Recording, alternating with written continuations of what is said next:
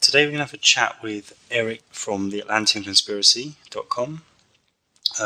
Eric and I have known of each other's work and had the odd chat over the years. Then a few months ago I saw he'd written a book about the flat earth model. I was embarrassed for him and got in touch with him to see if he was okay, if he was joking, gone crazy, or whether some psyops had got to him. And we had a kind of rational chat, and he sent me his book on the flat earth and told me to have a look. Now, after some sniggering and laughter, I read it and thought, hey, this is fun, I can debunk it in an evening or so. So I quite like researching and stuff. Now, 300, 400 hours later, after I did some deep investigation, research and reviewing, all I could really debunk was the NASA, physics, heliocentric, relativity, spin around the sun model, and very much agree with, lean towards the flat earth model.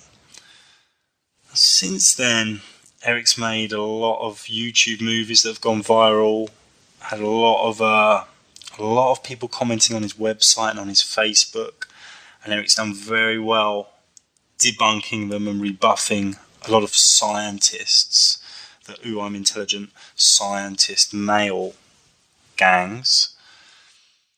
And this is kind of snowballing, so much so that some people in the, I hate these words, truth movement, alternative websites, whatever labels you want to use, some people are starting to do shows and articles with a lot of disdain towards anyone aligning or leaning towards the flat earth model.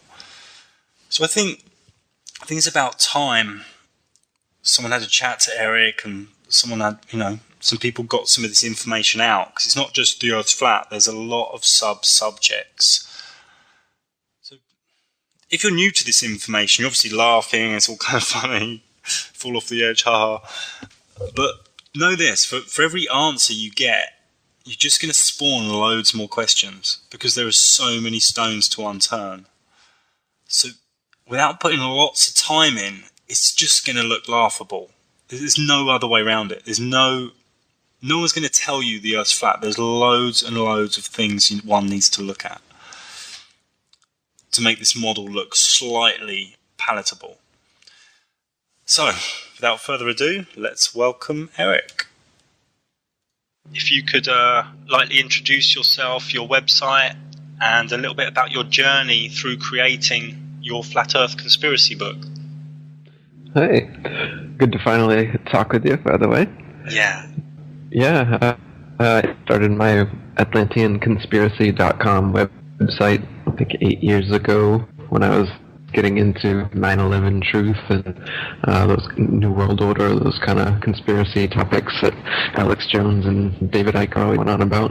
So they kind of got me into the whole conspiracy world. And then as I got into it further, they went from heroes to anti-heroes for me. Yeah. And now I see them as controlled opposition, kind of working for the man in one way or the other.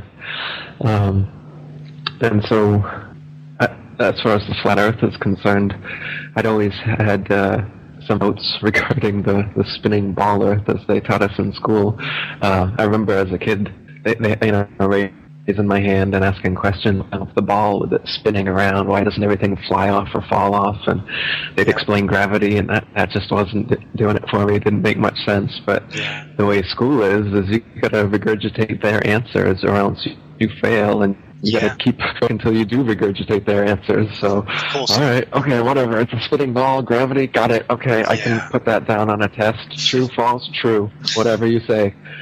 And that's why I was always... At school, the things that go in between the age of 7 and 12 seem to go in really deep.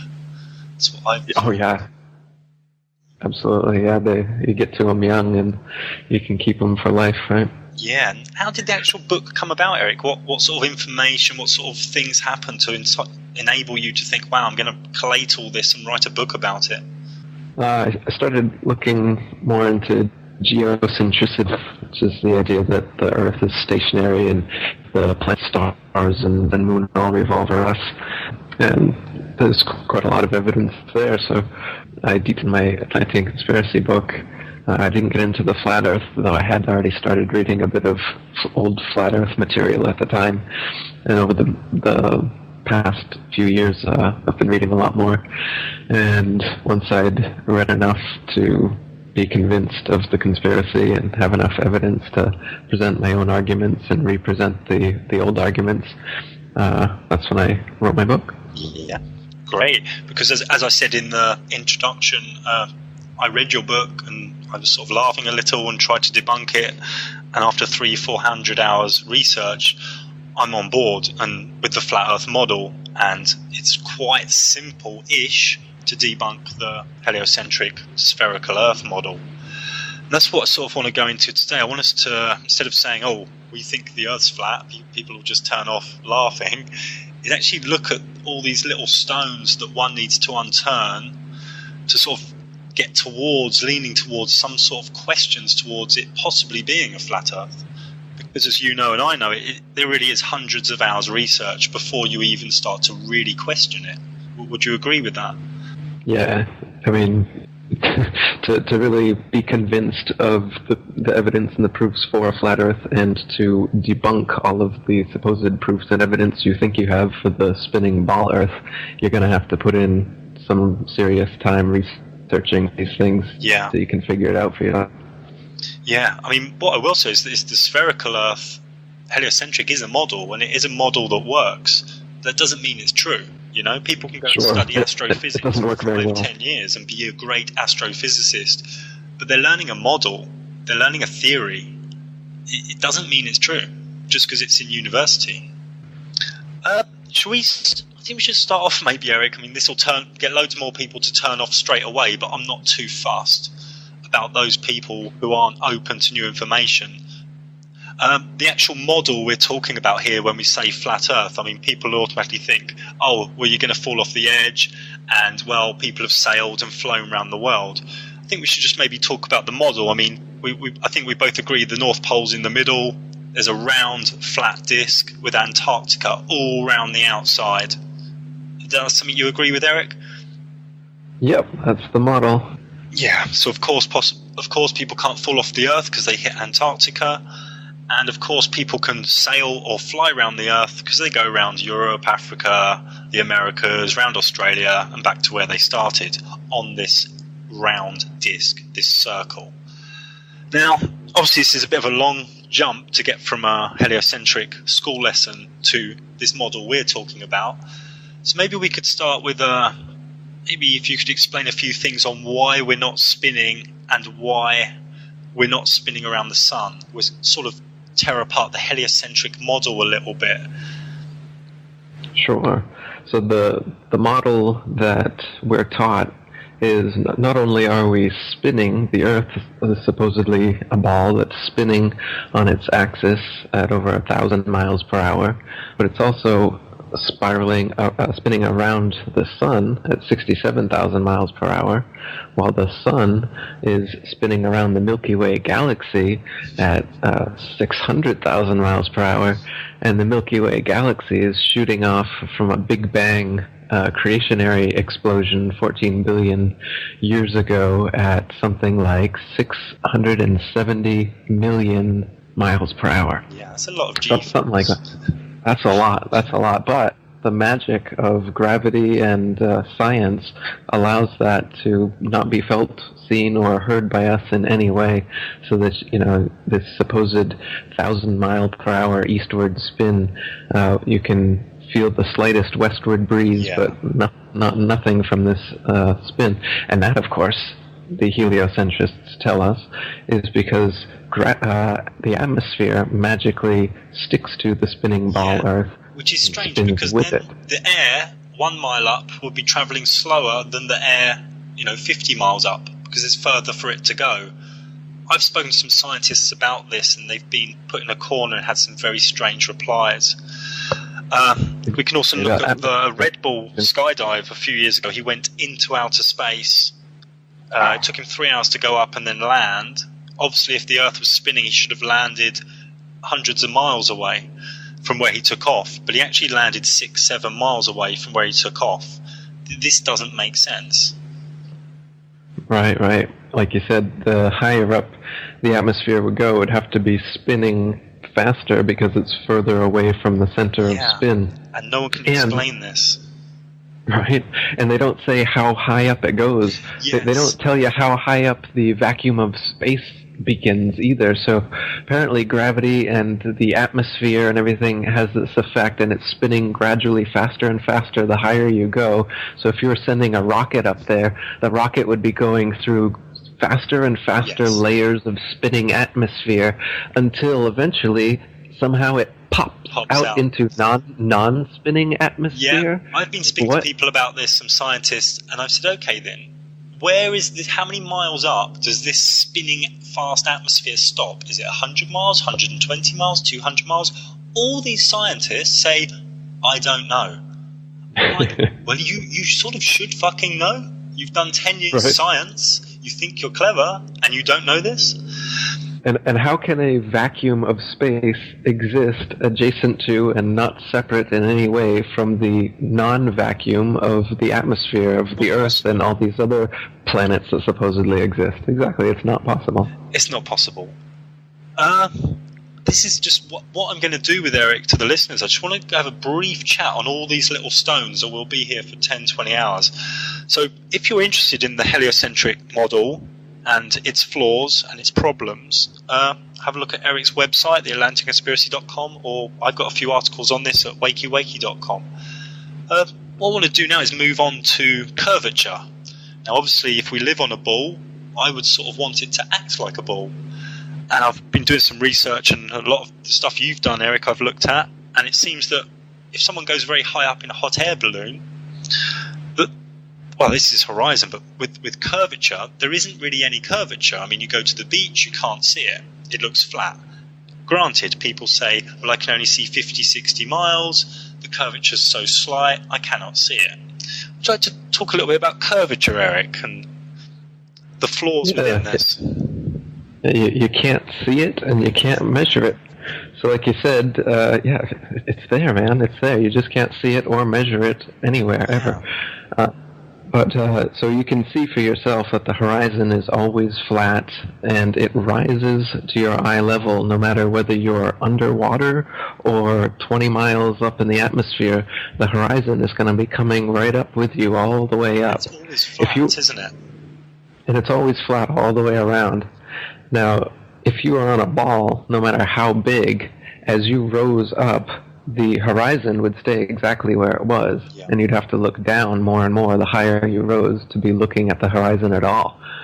So the fact that you can see the horizon from 30,000 feet in an airplane at all proves that the Earth is flat. Yeah, proves it's not a ball. People think they see a little bit of curve because there's like a curve in the glass, a slight curve, and their confirmation bias mixed with that, and all the other pictures we've seen with fisheye lenses and whatever. Are used very much. I mean, on the Red Bull jump from outer space, or very near space as they called it, the horizon was curving, it was going flat, it was going concave, convex.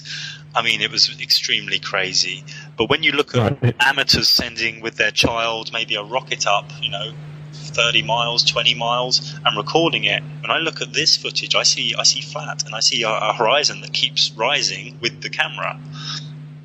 It doesn't make sense. Now, I don't mind if it's a ball. I don't need some crazy belief system. I don't need to go with the underdog or be a conspiracy theorist. I just want a ball to act like a ball, because if it doesn't, it's not a ball. It's Absolutely. As simple as that. If it is a ball, you can measure the ball too. Yeah. And they tell us the ball is 25,000 miles in circumference. Yeah. And so you use spherical trigonometry to figure it out. It gets to 8 inches per mile, varying inversely with the square. So it's 8 inches the first mile. Curvature. Yeah, 32 inches the next mile, 72. Yeah. Keeps going so that you can maintain that curve. Who was attacking me? He said it's 8 inches a mile, full stop. I said, I mean, can you imagine what that would be? Because it would just be a descending, slanted line, a straight line tilting down. So he was talking about some sort of pyramid. It would be a plane. He had some sort of pyramid going on in his head, and he didn't even know it. I mean, these people who are thinking they're clever, I'm coming across a lot of logic-minded, atheistic males in their 30s and 40s who align with things that make them feel clever to give them definition. And I've put a few of these people in a corner, and they get very frazzled very quickly. Have you had a similar experience, Eric? Refraction, frames of reference, inertia, relativity, yeah. Yeah. I said, well, why is the moon not fallen into the Earth? They said it is. It's just going to take 10 trillion, zillion, gillion years. No, that's why evolution works, because it's 14 billion years ago. Anything works if you put a big enough timeline, right, atheist? Of course, because your grandchildren are going to be dead before anything, or your there's no, it's too big, So, some of the main things I'd say to listeners is have a look at curvature, have a look at horizon. Because obviously, if you go up in a hot air balloon, you're on a ball, the horizon should fall down. And it stays at eye level. This isn't the behaviour of a ball. It's as simple as that. Also, with the ball thing, you wrote an article, Eric, about. There are billions of people on this planet that believe the Pacific Ocean is like half of a ball. They believe water curves at its surface. Exactly. Just had me laughing and smiling for many days. Because we can't replicate this can't be measured in any other way, but these people believe the Pacific Ocean is like a ball. Would you like to do some comedy? Sorry, talk about this a little bit? So if you're standing on the beach and on a clear day you can see 3 miles to the horizon, then that means that the water is actually rising up 6 feet from the horizon to your feet as it washes up on the shore.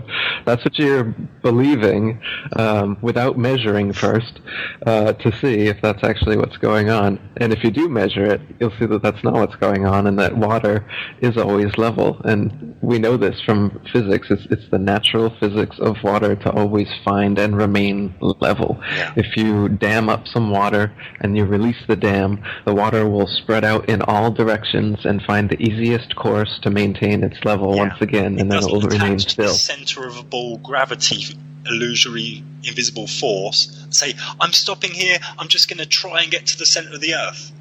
Water doesn't behave like that anywhere. No, they can't give you any example of water behaving that way. They can't create some sort of gravitized ball to do that. They can't even make some sort of gravitized thing in the first place, because gravity doesn't exist whatsoever. Yeah. They have no example on a scale smaller than the Earth, apparently, or the Moon, of something that has enough gravity to have some effect on something. So they claim that gravity is such that it is just a force by masses, by virtue of their large mass alone, cause smaller masses to either stick to or orbit them, depending on what they want at the moment, what's convenient. So, for instance, they want humans to stick to the ball Earth. So in that case, the magic force of gravity pulls us to the center of the ball and keeps us stuck here. But the moon, and they want the moon to be in Earth's orbit, and so what gravity does there is it allows the moon to just orbit around it. And I've said before, this is paradoxical, because in this case, either you should be able to jump up and start orbiting around the Earth, or the moon should just be sucked into the Earth like we are, supposedly. Same reason we don't fall off the ball. Totally. So how does gravity have all of these multifaceted magical properties that can't be reproduced in any experiments whatsoever? But people parrot this like it's been proven for centuries that gravity is this force that holds us on the Earth and just weight, keeps us isn't it? spinning around the sun. I believe in weight, but no one's actually explained gravity to me well enough. And I think Newton didn't even finish his theory, did he? I think the apple hit him on the head and he just forgot everything else. He just ate it and just sold some books and chilled out somewhere. Most likely. These are the sun and the moon are very deep subjects. I mean, these two subjects really got me. They got me stumped for weeks. I had so many questions. I'm still researching some things about the moon. But very briefly, I mean, most people believe the sun's 93 million miles away. And the eclipse where the sun and the moon are the same size is a random coincidence. Now, I think we both agree the sun and the moon are above the flat Earth, spinning round. The sun goes in like a spiral, which gives us the seasons. Would you like to elaborate a little bit more on the sun and the moon, Eric, from the theories within your book? Right. So they said the sun is 93 million miles away, and the moon is, like 400 times closer. Is that what it is? So it's 400 times closer, but 400 times smaller. So it just happens to look from our perspective that they're exactly the same size. That's one of many coincidences in the heliocentric model. In actuality, though, we can see with our eyes and measure with sextants that they are the same size, about 32 miles in diameter, and they rotate over and around the flat Earth, as you said, in a spiral pattern, circular spiral pattern, like the yin-yang symbol with the white and dark areas, and then the circle in the middle of the little spiral thing. And then if you have the yin-yang spiraling eastward all the time, you've got yourself a little sun-moon over the flat Earth model right there.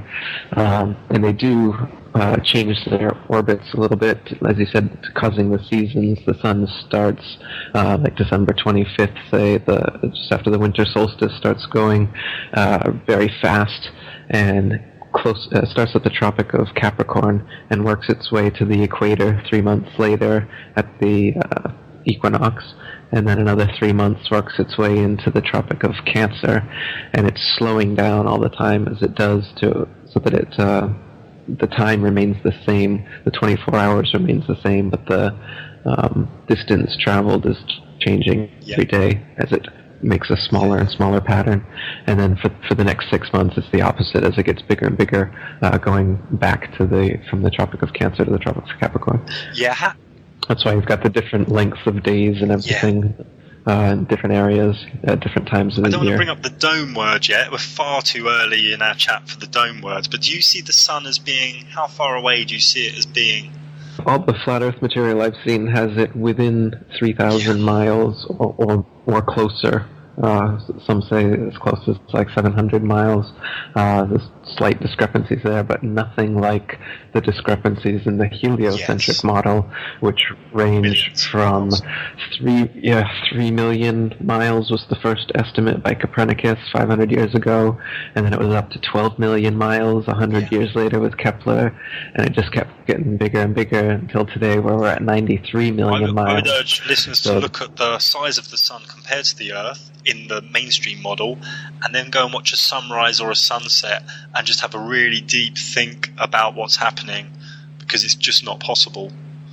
Have a look at the sun's rays coming through the clouds. Have a look at some homemade sort of high altitude rockets filming the sun from like 20 miles up.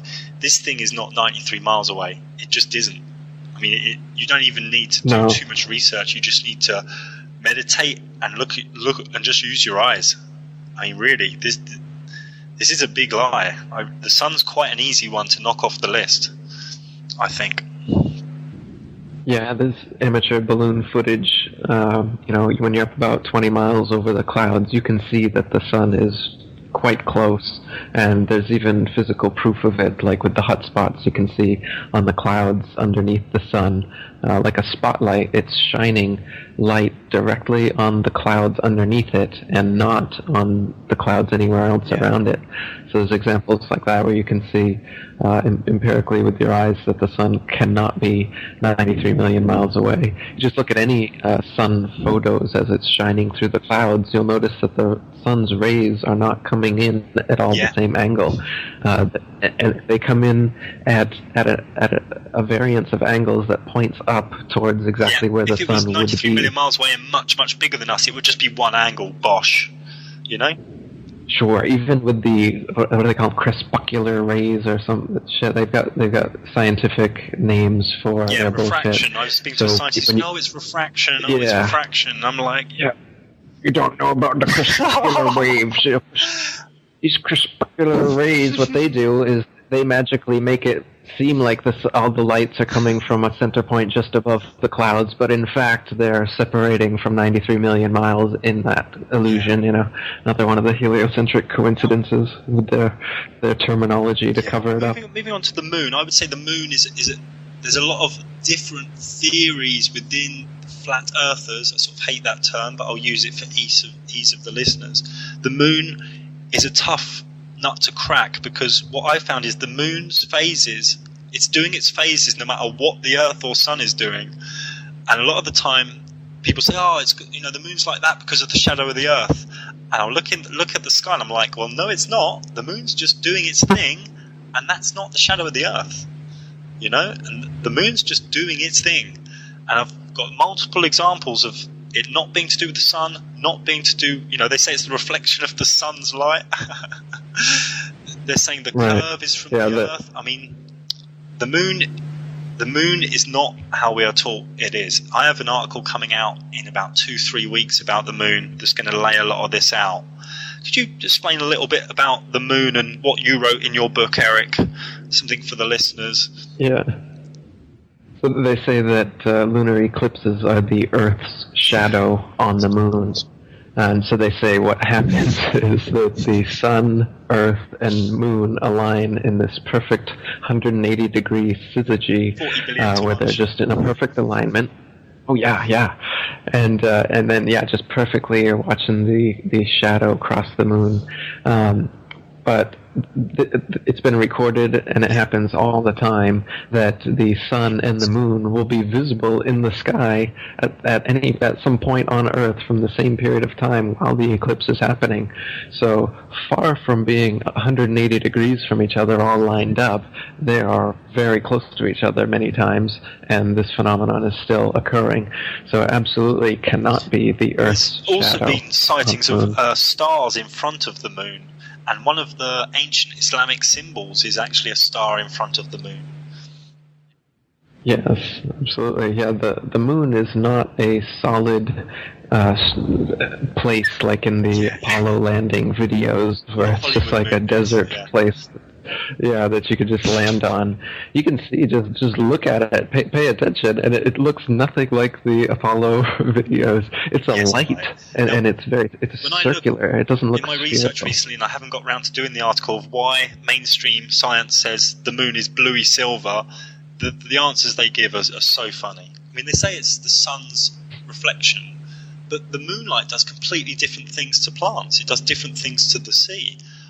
It's still the sun's reflection. It's the same light. Well, it's silvery blue. I mean, I look up. This isn't yellow or white. It's silvery blue. Yeah, it does totally different things. If it was reflecting the sun's light, not only is it reflecting it, but it's transmuting it and somehow turning it into the exact opposite kind of light.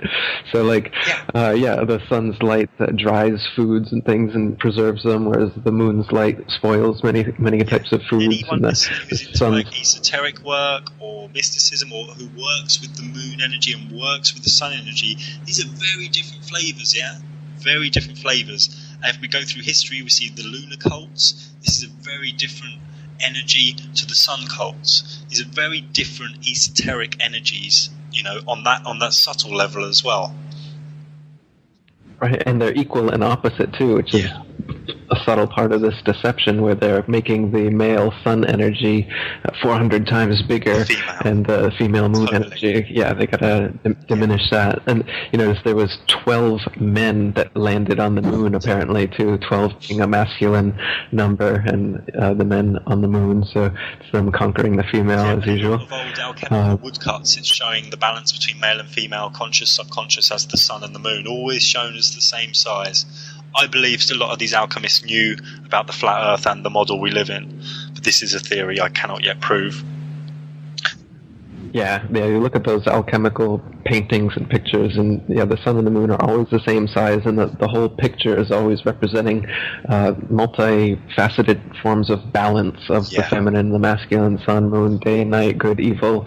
If you look at all the paintings, they're all about duality, and a lot of them even will show how we come from a singularity, and that's where the triangle shape, metaphysically, spiritually, symbolically, can be seen as the descent of man or the creation of the physical world, because God is a singularity, but this physical creation that we live in is clearly dualistic with the male-female, sun, moon, day, night, inhale, exhale thing we got going on here. So the triangle with the I at the top can also be seen as the I am, as God is referred to as the I am, as well as the I am at the center point of all of our consciousness.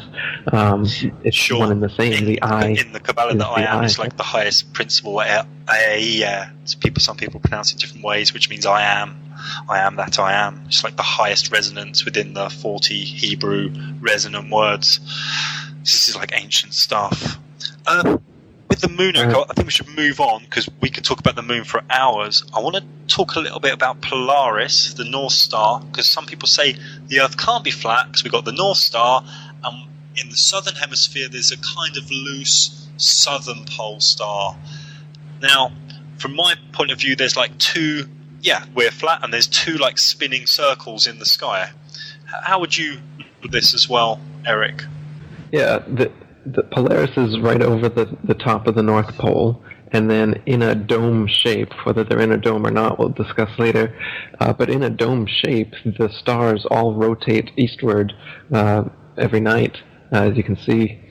So, but depending on where you are on the flat Earth, you're only going to see a limited number of the stars, and the angle at which the rotation is happening is they're going like to be self-illuminaries that just aren't that far away.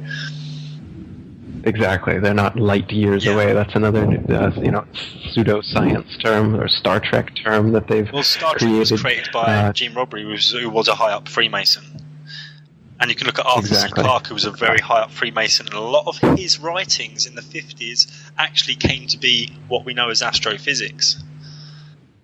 You got it. It's science fiction. The whole thing, when you really break the whole flat Earth down, and you find out the evidence and what you've been believing and thinking was actual evidence, you realize that you've been totally indoctrinated into this Star Wars, Star Trek science fiction, and have believed that it was real. For as long as you've Arthur C. Clarke came up with the idea of satellites and a lot of things that are being used.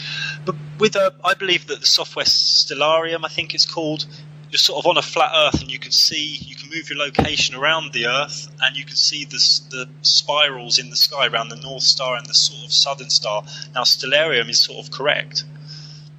I don't know if you know that software. Right, yeah, the planetarium. Yeah, it's like that. Is that like a planetarium dome? This software is pretty much telling us how it is. It's exactly, just they're not 10 trillion, zillion, gillion light years away. Right. Yeah, if you go to those planetariums where you sit down, you're on a flat plane, and then there's a dome over you, and Polaris is at the high point of the dome, and everything's spinning around you, and the constellations are fixed, and the wandering stars wander around the sun as it goes around. And so that's just how it is in real life. But they just tell us it's slightly different, but we still go to those planetarium exhibits and everything. And before the astrologers freak out, the astrology model still fits, that each bit of light in the sky still gives us a different energy, and the different wandering stars, which people call planets, plain with a T thrown on, these still give us high definition energy, like Mars, a very red, very war, determination energy, Jupiter, fortune, wealth. These are lights in the sky giving us energy. Like the sun is a light giving us energy, making everything grow. The moon is a light in the sky giving us energy. These things are real, because I've had people saying, well, that means astrology doesn't work. I'm like, no, on the contrary, it's just more real. It's more like, here's a light in the sky giving us energy. Absolutely, it's completely the opposite. If we're just one of billions of planets spinning around the endless universe, then astrology doesn't make any sense. It doesn't make much sense that planets would have an effect on our consciousness. But if we're the plane of existence, and these lights are spinning around us like this, or whatever they are spinning around us like this, and the ancients for thousands of years all over the world had this complex science of consciousness that was based on how everything was aligned when you were born and where you were born under this dome of the heavens. And I mean, I've done my own experiments with my own birth charts and other people's charts, and it's uncanny, if all you've ever heard of astrology is horoscopes and the generalized crap that you read in the newspapers, yeah, absolutely, it's nonsense, and it discredits the whole thing. J.P. Morgan, one of these elites, said that millionaires don't use astrology, billionaires do. So these elites, they know a lot of... making important meetings on certain dates to do with transits. This is really powerful stuff. They just don't want people knowing it. Exactly. They put Mystic Meg in. As usual. Like yeah. Right. Right. And then let's go back to Antarctica. Label it with a cult. So Antarctica's all around the outside. People will say, "Oh, well, you can fly across it," and well, you can't. You're not allowed to. You're not even allowed to go there. I phoned up Antarctica. There's like a tourist umbrella you have to go through, and I sort of said, "Oh, I've got loads of money. I've got boats in Hawaii and India," which I don't. And me and some friends were going to hack down to Antarctica and walk across it. And I got loads of emails off these people saying, no, you don't, fill out your permits, you got Orange membership, and fill out this, why are you coming? I got like totally hammered just for saying I'm coming to Antarctica. What I found is you're only allowed in through New Zealand, South America at the bottom, and South Africa at the bottom. And they take you in, you see some penguins, you sleep somewhere cold, and they throw you back out, all for like $5,000. Now, it's totally locked down, and I did an article about it where I looked at the Treaty of Antarctica, which is some countries got together and locked it down. They've got a lot of science research going on there, and they just don't let anyone in. Now, where this treaty meet, they have a big table that's shaped in a pyramid with the top cut off. Which is, you can call me a conspiracy theorist, but there's obviously something there. What would you like to add on the Antarctica rim model, Eric? Yeah, so Antarctica is not just the tiny ice continent on the bottom of the globe that it shows, but it is the case that no matter where you are on Earth, if you go southwards from there, you'll hit Antarctica. So if you imagine expanding that little Antarctic continent on the bottom of the globe out to an ice rim all the way across, around the Earth, the North Pole being in the center, anywhere you go in a straight line, you will end up going to the ice wall. Yeah, and many boats through, since the 40s, 50s have talked about my instruments went crazy, there were ice walls for hundreds of miles, I got lost. There's so many of these stories. Yeah, and so they say that there's a South Pole somewhere too on part of that guided tour that you're talking about. They've got an arbitrary point along the Antarctic ice that they've put a red and white barbershop pole with a ball earth on top of it and claim that that's the South Pole. But they even admit that it's not the real South Pole because the real geomagnetic South Pole is constantly moving. So since it's constantly moving, you're never really going to be able to see it. But the reality is they can't have people going down there with a compass and checking to see if it really is the South Pole. Last year, Prince Harry was down there, and he basically just made some filming. He was with Rupert and Tarquin and a few of his friends. And the story was, it was on all the mainstream news, Prince Harry in Antarctica. Oh, we had to go back, it was just too cold, my foot got blisters and frostbite. What the message to the subconscious is, it doesn't matter how rich you are, don't go there, it's too cold. Exactly. Same with the North Pole. All the footage you can see of the North Pole is nothing but a long sheet of ice and people with icicles in their mustaches and beards huddled together. Also, also with the southern hemisphere around the South Pole, if you want to fly from, say, Santiago, Chile to Christchurch in New Zealand, or any of these sort of flights, you can't fly across the South Pole because they say it's too cold. Which is a bit strange because the Pacific Ocean's kind of cold and they fly over that. Now, and when you fly from any of these cities to around the bottom of the southern hemisphere, you can't do a direct flight. It's like 2 stopovers, go up to Dubai, go up to Bangkok, 3 stopovers, 2 stopovers, 30 hours. And I spent hours looking at these flights, and you just can't get a direct flight. Yeah, and when you look at them on the ball model or the Mercator projections, you're going at like right angles to each other, making the weirdest trajectories. And then if you just map the same flights, all of them, on the flat azimuthal map, it's straight on, pretty much, or at least the best you could do as far as refueling points and whatnot. I think we should move on to NASA. Obviously, this could be an hour chat on its own. Somehow we got to cover NASA quickly. I mean, obviously, the moon landings didn't happen. They were Stanley Kubrick. He sort of told us in The Shining.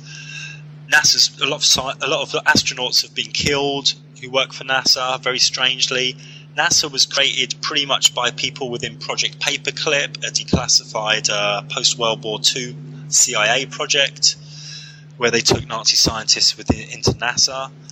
I don't believe anyone has actually ever been into space, because all the footage we have is from NASA, and all of this is like, CGI nonsense. Well, what would you have to say about NASA if you had to sum it up in a few sentences, Eric? People have made some good acronyms to sum up NASA. We've got never a straight answer. National Association of Space Actors. Yeah. No astronauts should apply. They got a really good one. The space shuttle that used to go up a lot, and they'd do, the shuttle. The space shuttle. This is really funny. I think it just flew around, and when everyone went home, then it landed at some secret runway at night. I think you're onto something. I asked a scientist about the shuttle, how it docked with the space station while it's 64,000 miles an hour around the sun, while doing 3,000 miles an hour or so around the Earth. And the scientist says to me, it's clever computers controlling the thrusters. I said, the Harrier jump jet uses clever computers, and it can't take off in a breeze without wobbling about. And the scientist said to me, no, NASA's got really clever computers that no one else knows about. I mean, I believe it. I believe think the footage on Moonraker, the old James Bond film in the 80s, of all the space shuttles, I think that is better footage than NASA stuff. Yeah, absolutely. That new Gravity movie is pretty good. I believe George Clooney's in space more than I believe Buzz Aldrin and Neil Armstrong. I spent a whole night once searching for a re-entry movie, because I thought, there's been like 300 to 500 space missions. Surely they filmed a re-entry. Couldn't find one. They managed to find one of the space shuttle doing a re-entry, and it's so laughable. It's total acting. And they re-enter it. It's like they're talking about, hey, is that orange out there? No, it's red. And they're moving their heads around and talking. But they're going about 3,000 miles an hour. And they should be like, their heads should be coming off their bodies. And then when they come into the atmosphere, it's pitch black. And it says, hello, Houston, it's nighttime here. Just conveniently nighttime. So you can't see anything. And people believe this stuff, and you did a video on the space station which was really good, really summed up the space station hoax. Yeah, the astronauts, the whole thing they're doing there is they've got these ways to convince us that they're floating, and that's what does it. We think that there's an ability to go up eventually in space, and there's no pull back to the Earth. You don't fall back down. You just pop out into the vacuum of gravity space where you can just float out forever. So obviously this doesn't happen, but they're able to make us believe it does with camera tricks. Hollywood, I think, a lot of sci-fi Hollywood has been doing this over the years as well. It backs up the theory. Yeah. Hollywood uses all the same methods. They just acknowledge that it's fiction. The film coming out. Put that in the Navy pile. Yeah, so they use zero-G planes for some of the footage. When they're in the ISS, these zero-G planes, they do parabolic maneuvers, and when they're at a certain point in the parabolic, you're at a free-fall state for up to a minute. Right. Exactly. So it can appear that you're in a zero-G atmosphere like that, and then you splice these together, and you can do this for as long as you want. When they need to do it for a longer period of time, they'll usually just wear harnesses in front of a green screen, and that way they can do their long interviews and that kind of thing. And then for the outside shots, they do it in a dark pool. There's been bubbles, isn't there, inside the astronaut helmet? I've seen bubbles. Because they're doing it underwater. Incessantly, like every single time. They can't get footage without bubbles. It must be pretty difficult when you're in a pool to try and not have bubbles when you're bumping into stuff and everything. People, I hate this word, sort of the big names. They don't believe the banks, they don't believe the politicians, they don't believe the gurus. They're questioning everyone and everything except for NASA. It's like, hey, I've got this big truth website and all these DVDs, and I stand up on stage and talk about truth, but NASA's correct. Well, it's just really fucking crazy how everyone's questioning everything except for NASA. Yeah, how did NASA get that control? What do they have that's so special? Is it sci-fi? Yeah, they got a hold of the science fiction geek demographic, the atheist. I think that's part of it too, kind of the atheist or agnostic, I don't know what to believe type people. NASA gives you an option. It's like, check out these Photoshop galaxies we made, believe in this. And everyone's like, beautiful, amazing, the universe is so amazing.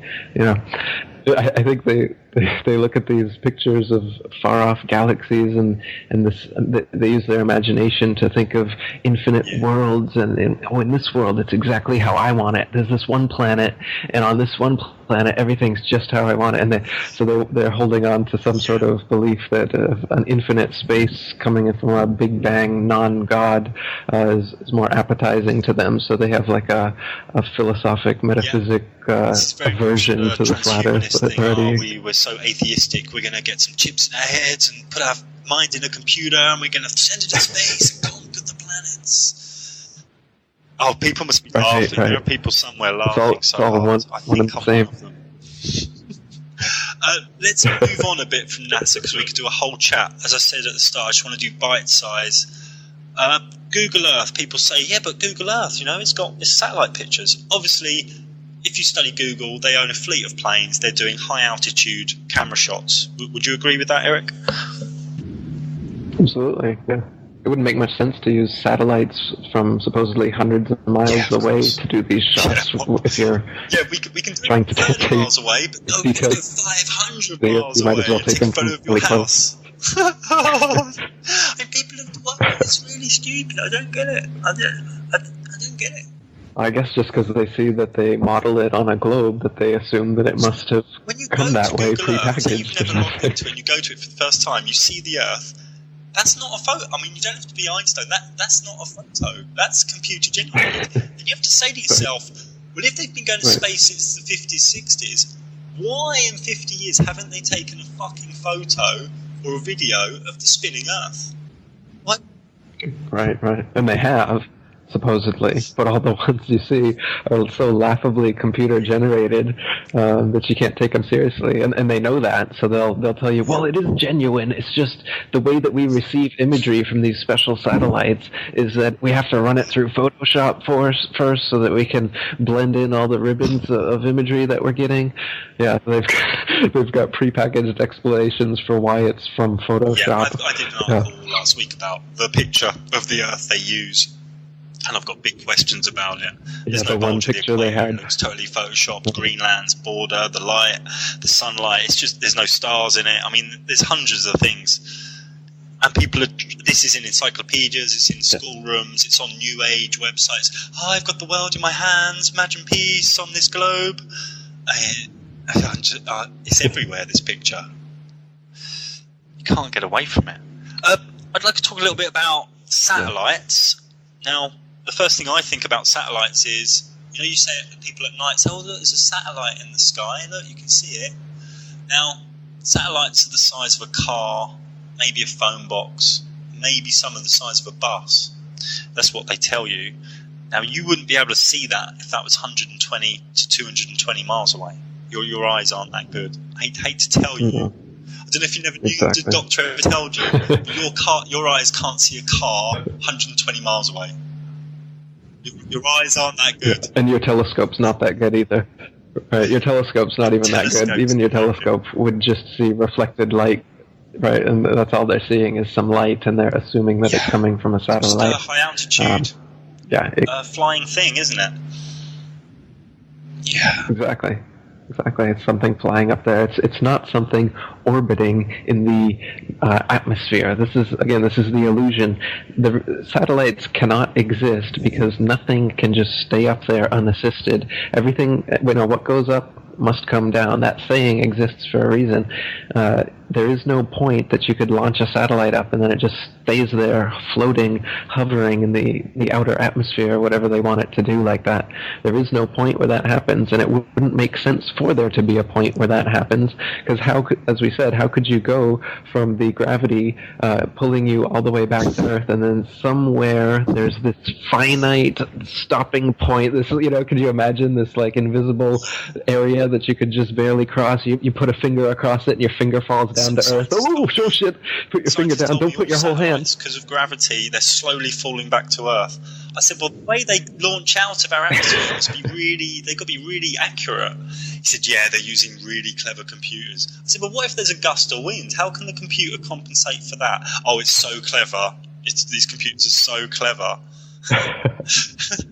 Because obviously, if it that's at odds with some of the more recent satellites. It would just fly away from the Earth forever. So what they're saying is they're going out at a certain angle where it doesn't fly away from the Earth and it doesn't fall back to Earth. It's just really fucked up. It's like the magic angle that the rockets all go at. None of them go straight up. They all start a parabola, and the ones they claim are successful are the ones that go out of your view before they come back down, fall back down the rest of the parabola.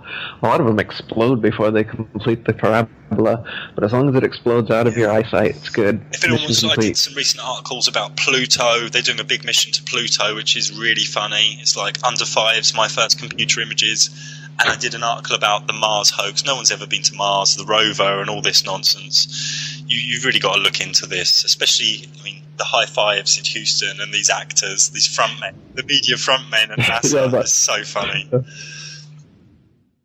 What is that one guy? The guy that's in charge of the Mars thing with the Elvis haircut and the non-answer for everything, looking in the crowd. There's a guy in the crowd that knows the answer. Oh, he's not there. No, there's another guy in the crowd that knows.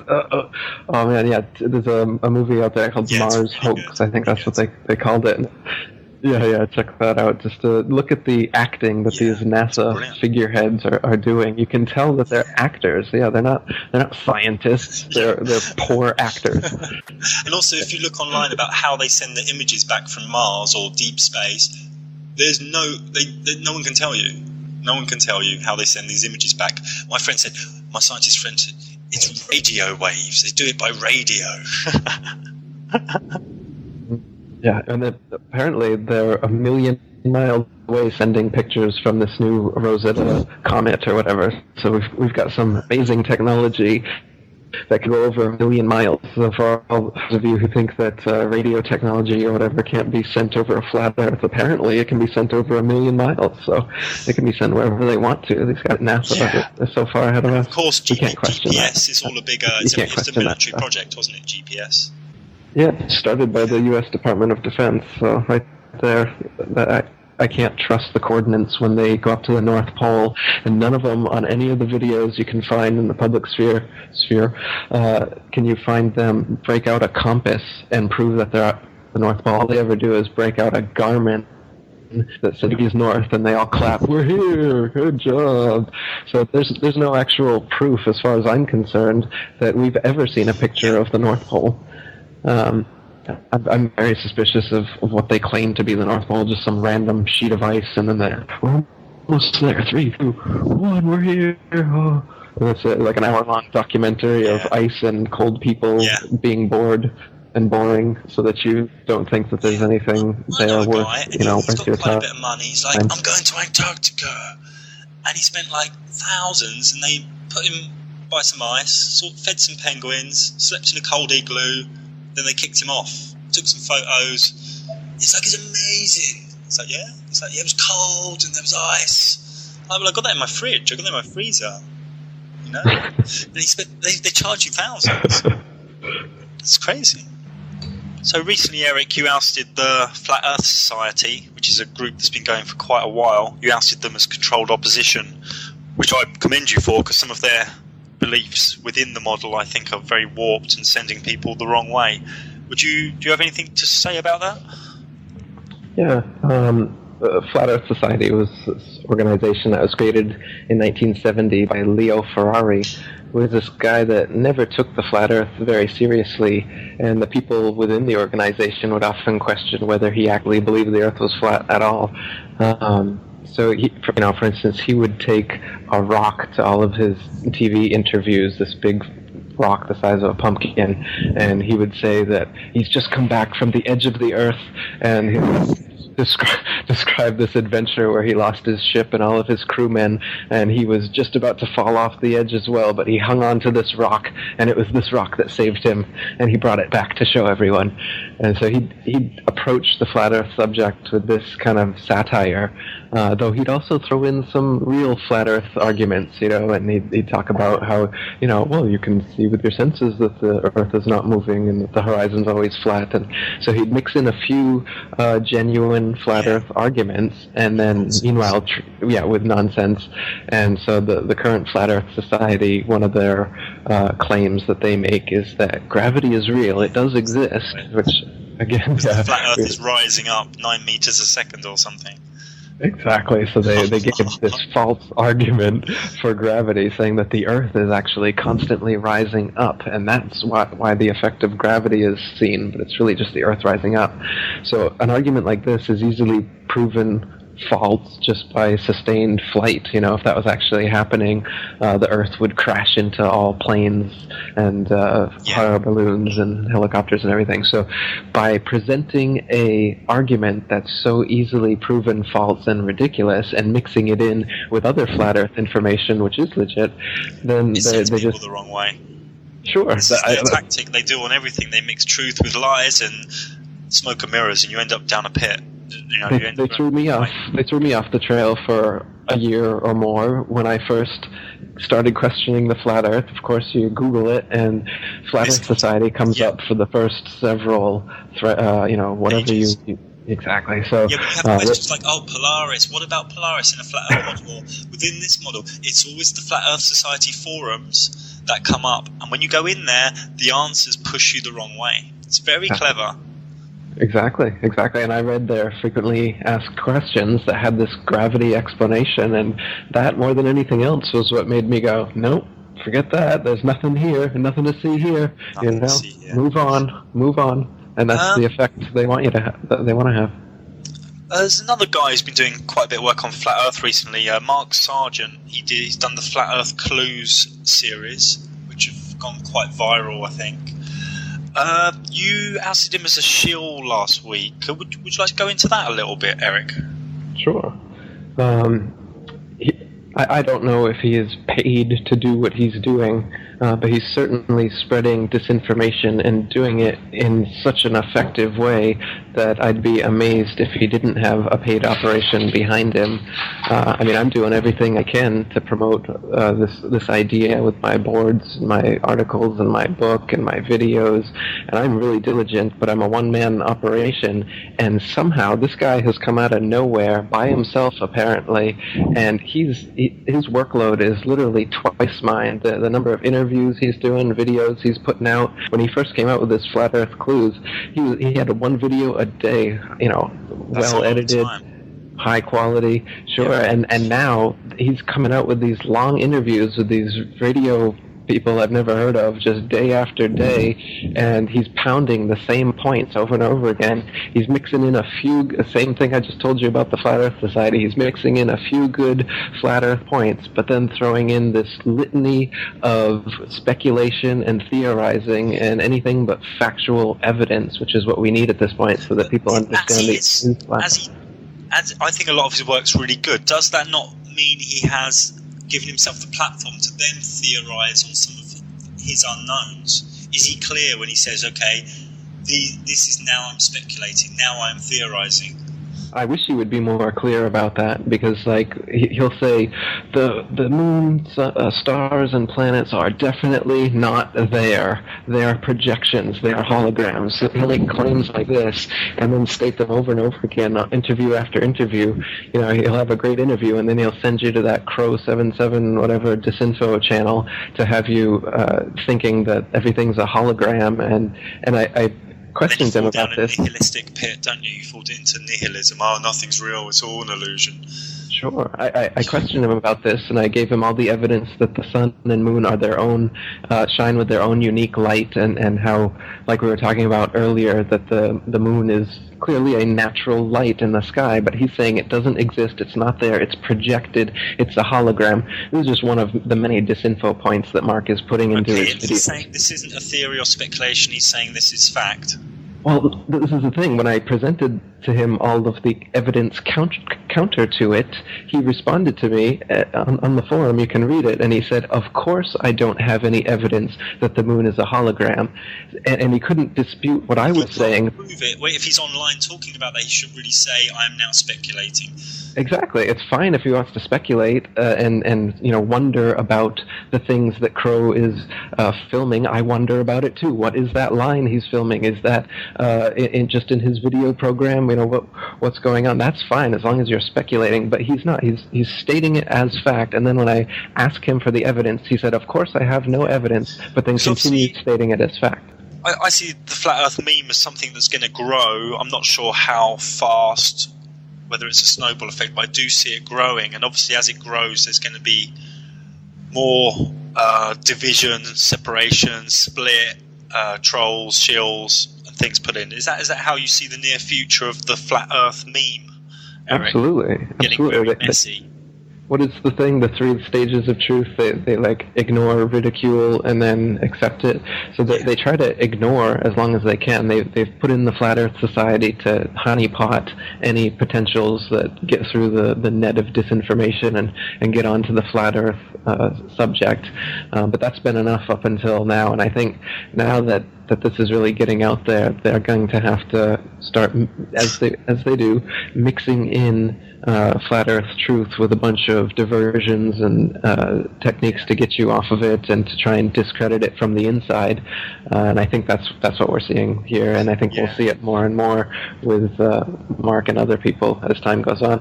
I'll give Mark the benefit of the doubt. I'm giving Mark the benefit of the doubt, but I think if people are theorising and speculating, they've got to be clear, or else things can get messy. Yeah.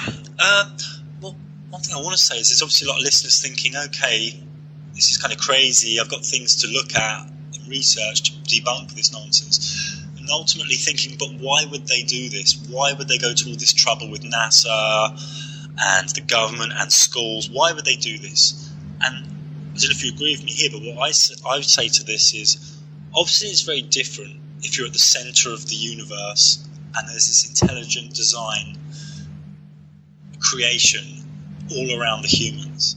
It's a bit more special than being on this random, come from a monkey, Big Bang, edge of a galaxy, in one of 300 million galaxies, on one planet where there's millions and billions of planets pretty the same.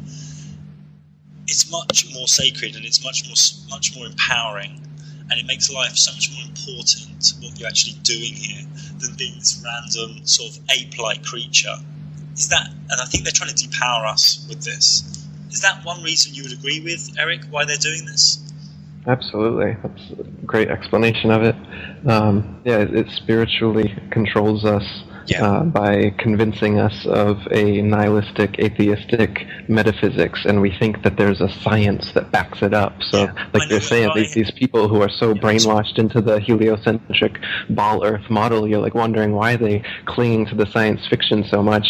It's because it's a holistic model of bullshit. They attacking from all different angles. Yeah. They've got this pseudoscience angle and the metaphysics angle. Yeah, the Darwin evolution angle and the Big Bang and dinosaurs and everything. Absolutely. Yeah, dinosaurs. Yeah. One thing I looked at, and I'm sort of working with someone else on this, is obviously when I came round after a few hundred hours of, okay, we live on a flat Earth, and laughing my head off for a week, thinking, how the hell can I talk to anyone about this? I thought, better than talking to people about it, I'll just do more research. And I started looking into ancient texts. I know you've looked into this before, because you start to read ancient texts with new eyes within the flat Earth model, and all the ancient texts give you a different read. This is all around the world: Norse, Maya, Genesis, the East, and anywhere on the planet, you pick up some ancient texts and you look at myth or cataclysm stories, everything looks really different. I looked into the centre of the galaxy, what they call the centre of the galaxy. It's like a rift in the sky.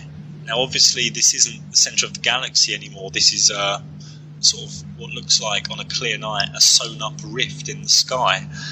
And I found about 50 to 100 references to this in ancient texts of being linked to a new sun or a cataclysm. I don't know if you came across this information, Eric, and what your thoughts might be on this. And of course, I'm speculating and theorising. I want to make that clear. I've come across some of this, but mostly from your work. So as far as this subject is concerned, I was more interested in hearing more from you about. I think it's absolutely possibility, and the research I've done into Atlantis and the worldwide flood and everything, I think there absolutely were and probably are cataclysms regularly here. So something like this idea is not at all far-fetched, though it is quite scary. Yeah. I would say if anyone's interested in this subject, who is slowly leaning towards the flat Earth model, obviously the galactic centre doesn't really exist. It's more of a rift in the sky. And if anyone wants to look at this article, it's called Flat Earth, Galactic Centre and Ancient Myth on wakey.com. There will be a part 2 coming soon, which is something I'm working on with someone else who is spending a lot of time on this. And it paints a very interesting picture, because when you look at the flat Earth model and ancient text, everything gets read in a different way. I know Graham Hancock's doing a lot of work now on cataclysms and ancient texts, but he's on a ball Earth model. He's talking about aliens in the solar system. It's just nonsense. And I used to like Graham Hancock's work, but he's just I don't know, too much jungle juice. I don't know what's going on. It's just gone down the wrong way. And what I found with a lot of these big hotshot truthers, you try and talk to them about the flat Earth and they just shut the door on you straight away. I don't know why that is. These are people who've been talking about being open to information for years, and they're just shutting the door. I'm a bit confused.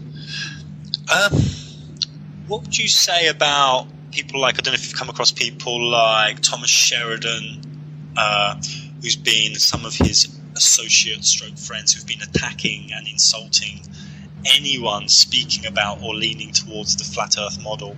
What would you say to high-profile people like that? Yeah, that's an interesting one too, isn't it? Thomas Sheridan.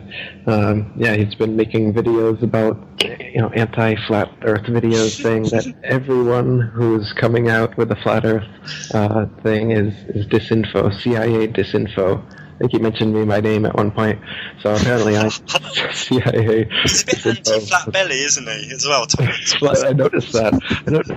David Icke and Alex Jones, they got these Mason bellies, or whatever you want to call them. Anti-flat belly. Yeah, they're globularists. Ike's been on the pies, hasn't he? Yeah, what is that? I'm a bit confused with this, because I see a lot of disdain in some people. It's like, I'm going to spend 3 hours of my life attacking Russell Brand. Yeah, he's a bit of a shill, but 3 hours, I mean, there's a lot of disdain in one human. I'm going to attack people who've done ayahuasca, who've, maybe had a rape trauma cured in one night, or cocaine addiction. I just feel there's some people with a lot of disdain, and they're out there with showing off their disdain.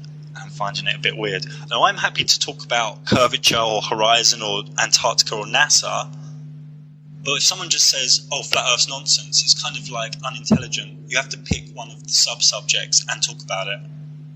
Like, show me a satellite going to space. If 500 or 5,000 satellites are in space, show me a video of one going into space. You can't, because none of them fucking have. Well, so I'm happy for one of these guys to come and talk to me. I'll do it online with them. If they want to talk to me about the flat Earth, I will talk to these people. But I'm not just going to go, flat Earth, you're an idiot. Ball Earth, you're an idiot. You've got to talk about the actual nuts and bolts of the subject. You're not going to get that, though, with the kind of person who would want to debate you. That's the whole thing with debate. The idea is you both already know the truth, and you're just going to fling shit at each other until the end of the debate. Have you ever seen a debate where one side concedes and he's like, "You're right, we're done"? Maybe we should just do like Taoist style. We should just get a sword and fight to the death, and whoever his theory wins. This could be called like truth sword fights, truth debate sword fights. I don't know. There's got to be a way to do it. There might be a market for that. Contests. It's the most pies. Their theory wins. I should move on. But yeah, I don't know why there's so much disdain out there. I don't know. I don't get it. I think people just think flat Earth, you fall off the edge, and they don't look any further. Of course, that's nonsense. Yeah, it's an easy target. They figure, well, I can make fun of these people as bad as I want to, and everyone's going to be on my side and agree with me, so let's just go for it. So I notice that's always the lowest common denominator of people that comment when I post things on Facebook or whatever. The intelligent people, they won't comment. They'll watch it, click like, move on, research something else. Yeah. A few weeks later, they'll add me as a friend, private message me, say, that kind of, and that's what a normal, free-thinking, human does. The kind of person that just reads the headline and then instantly comments within 5 minutes of you posting it. They obviously haven't read it or seen the video or whatever it is. They're just going on their preconception of whatever. And then if you waste time debating with someone like that, there's no progress being had whatsoever. So it's better. Yeah, it's better to just recognize that there's some people who are worth talking to and you can plant seeds and have discussions with, and then there's some people that you're better off just talking about something else, or just don't bother. That's why I made my monkey blog, because there's two scientists who just kept emailing me repeating what their physics teacher told them. It was pointless. There are a few guys, like you say, who first were like, I used to like your website, Mark, but I think you've gone a bit crazy now. And then a few weeks later send me, well, what do you think about this and this? And then a few weeks later come back to me and say, well, I was speaking to my brother about it, and, maybe there's something in this, but how do you look at the sun in this? And, they're slowly trying to piece things together. They don't believe it yet, but they're really 50-50. And what I say to these 50-50 people, if you don't know what sort of reality construct you live in, you shouldn't go to work. You just should be top of your list. So if you're alive and you don't know where you're alive, this is kind of important. Right? Like you were talking about the motive. There you go. It literally is the biggest thing you could possibly lie about. Going on. It's like, oh no, I'm going to read my golf magazine today. Yeah, I don't care if the world's flat or round or what. I'm just going to go and play golf. This is kind of crazy. It's kind of Absolutely. crazy. It's kind of mental. It's like you need some help. That's what I think. People can do what they want, but people think that we're believing in the flat Earth. But what they don't realize is that they're believing in things like gravity and satellites and the spinning ball Earth. And they believe it because they were taught supposed proofs when they were really small children, before they had the critical faculty to really examine it and find the counter evidence and everything. So they bought into it as a child, and then, as Mark Twain says, it's easier to fool people than to convince them they've been fooled. So you were easier to fool as a kid than it is to wake you up as an adult and have you re-examine with a clean slate what you thought you knew and see where the evidence actually points. And you're going to find that you've been believing a model because you looked at globes, you saw NASA pictures, you used to believe the moon landing was real, you've heard these things about circumnavigation and ships disappearing below the horizon and whatnot. You've heard these proofs in your textbooks, and you haven't actually looked into them because your teacher never taught you the potential refutations. Your teacher never had you read flat Earth books or geocentric books. They exist, teacher, but we don't get taught those in government schools. What a lot of people think it's creationism or rationalism. I've had a lot of people come to me like that, oh, you're a creationist. Wow. They're putting this into labels, into baskets, and I don't like definitions. I just like to know what's true. Right. How rational is everything coming from nothing for no reason and spontaneously creating order and life, consciousness, intelligence, and everything around us? That's very rational. It's rational to think that comes from nothing for no reason. And it's irrational to think that this creation had a creator, that this design was designed, right? And like in India, there's like 200-300 mile long train tracks that are very straight, that have no technology for the curvature in the earth. Right. And like each train track, each rail doesn't like curve like half a millimeter. It's like it's not possible. I mean, that's right. Railroad tracks, canals. Canals, yeah. Yeah. There was a test done, wasn't there, in Cambridge in England, 30 miles. There was like flags put in a straight canal, and they used a telescope, and there was no curvature. Right. They did many tests on the Old Bedford level. It's called this really straight canal. And yeah, they did a bunch of different experiments, and every single one came out with no curvature whatsoever. So even if the curvature, even if the ball Earth was correct, but the ball was much bigger than they estimated, you'd still be able to calculate and see the curvature, and there's just none whatsoever. Standing water is flat. They say, well, if it was flat and that was the case, Mark, I'll be able to see Everest. No, because of atmospheric haze. That's right. Window now, there's atmospheric haze. That's right. You hear that one all the time. They say, if the Earth is flat, then I should be able to see London from New York. And because they think that through their telescopes, they're seeing starlight from trillions of miles away.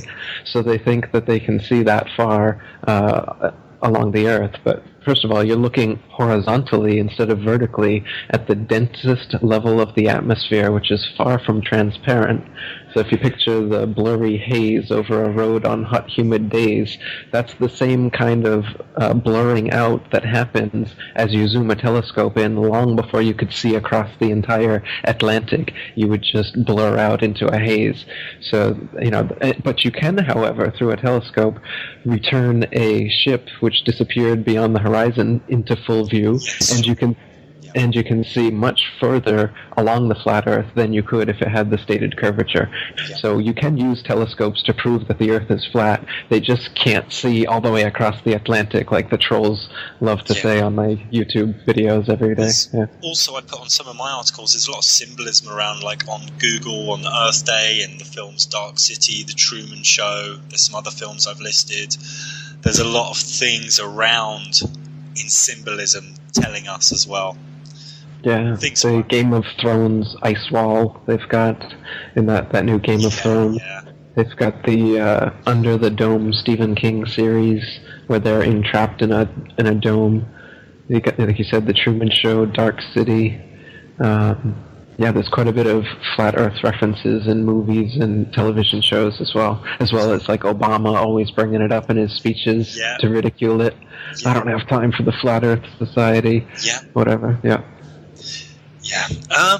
What would you say is actually happening, say, 20 or 200 miles into Antarctica and 100, 200 miles up? Would you say this is where things get a bit grey for people? I personally don't know, but I speculate that there's possibly some sort of dome, possibly glass or something. What are your views on this, Eric? And again, I try to make it clear we're in speculative territory here. Yeah, I keep this whole area in speculation mode because there is no real physical, tangible proof that you can point to be sure that there is or isn't a dome, a barrier, or an infinite plane out there on the Antarctic ice. So I'm staying open to all possibilities, though I would say that having an edge that you fall off into the nothingness of space, that doesn't really make much sense to me. So I doubt that's it.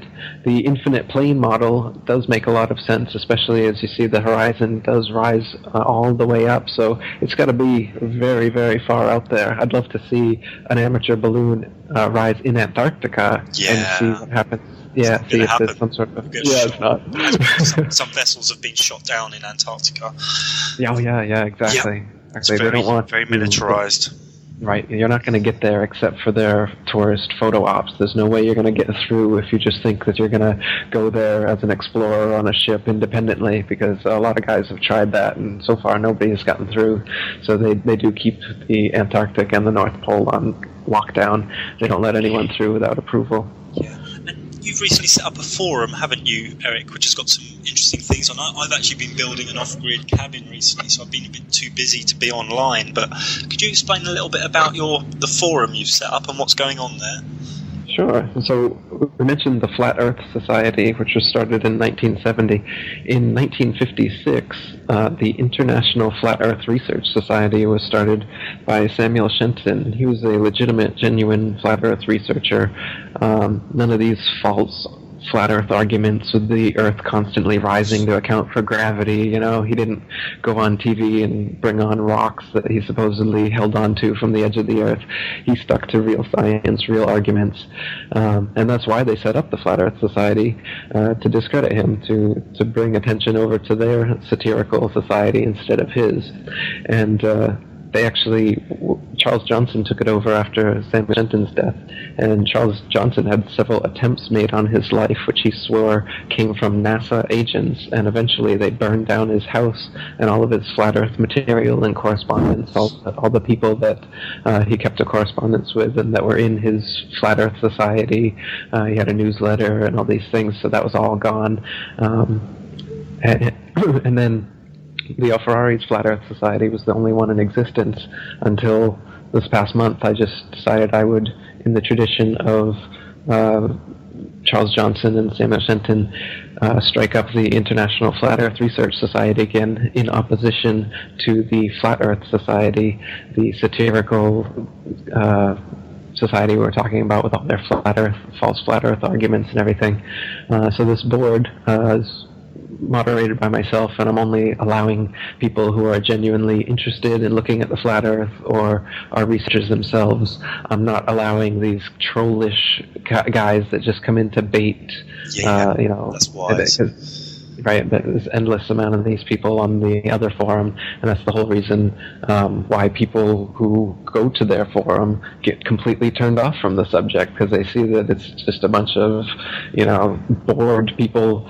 They're often talking about having a drink late at night, so it's just this place for frat boys to go late at night when they want to talk shit on the internet, basically. That's what the Flat Earth Society is. But if you go to mine, it's the ifers.boards.net, IFERS, the International Flat Earth Research Society, and there's a lot of great people. A lot of people have said they're intimidated by the level of IQ of people on the forum, and that the forum is nothing like any other forum on the internet. So I hope to keep it that way. But if you're genuinely interested in Flat Earth, definitely come on over, check it out. Yeah. I really recommend Eric's book on the Flat Earth, and Eric's made some great videos that are on YouTube that have gone quite viral. I'm not sure whether Eric or myself are going to get taken out first. Who do you reckon, Eric? Me or you? That'd be a joint hit, you know. The SWAT team. We're both the SWAT team, all the Flat Earth guys. Yeah, SWAT team. They got to find us though. We're kind of like shadows, aren't we? In the middle of nowhere. That's right. So make it a bit. They have to spend a bit more petrol. They can't use satellites to find us because they don't fucking exist. Oh, funny. Well, so what I'd say to listeners, if you're interested in this subject, if you've got some questions, if you think it'd be kind of fun to research, Eric's website's theatlantianconspiracy.org, mine's wakey.com. Sorry, yours is theatlantianconspiracy.com. Also, yeah. Sorry, wakey.com. And follow your nose from there. I'm just going to say one quote from a guy called Frantz Fanon before we wrap this up, which is, sometimes people hold a core belief that is very strong. When they are presented with evidence that works against that belief, the new evidence cannot be accepted. It would create a feeling that is extremely uncomfortable, called cognitive dissonance. And because it is so important to protect the core belief, they will rationalise, ignore, and even deny anything that doesn't fit in with that core belief. Okay, thank you. Thank you, Eric. Thanks, it was great talking to you. Thanks for your time.